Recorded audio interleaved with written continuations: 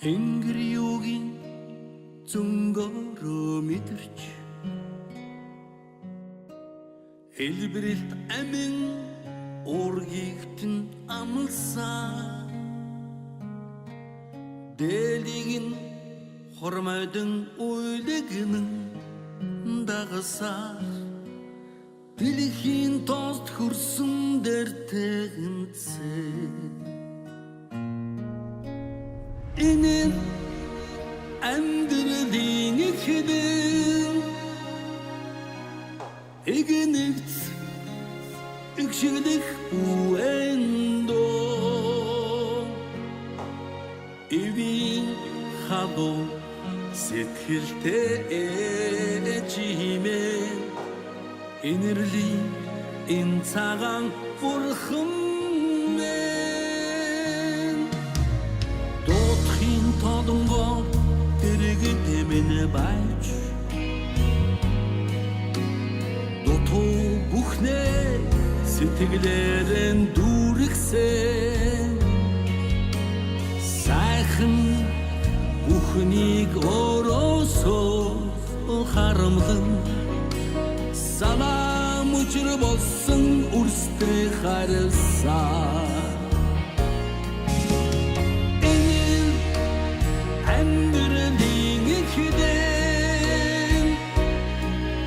Эгэнэгт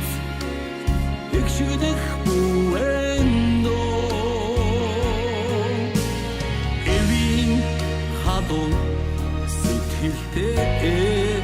чимээ энергийн энэ цагаан бурхан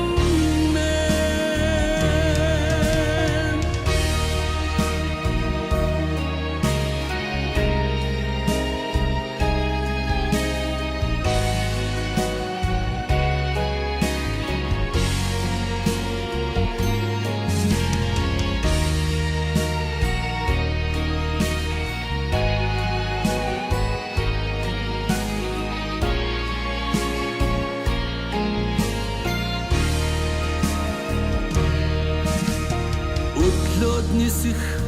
шавууд шиг явахад бүгэн дотроо ухаанаа шингээж өгчээ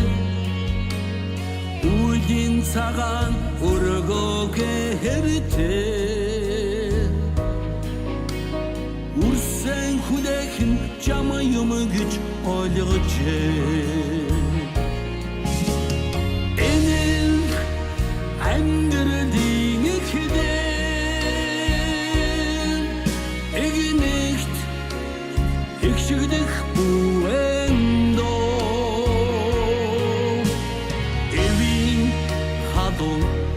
сэтгэлтэй чимээ энергийн энэ цагаан бурхан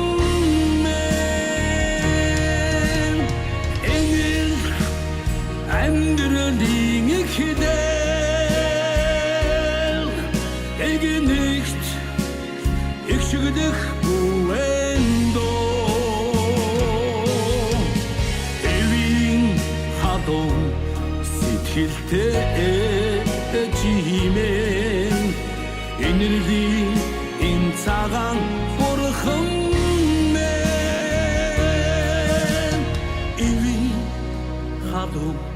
сэтгэлтэй чимээ инэрлийн цагаахан бурхан ээжмээ өнөөдөр Монголын энэ хөгжлийг шийдэх Монголын ирээдүйг шийдэх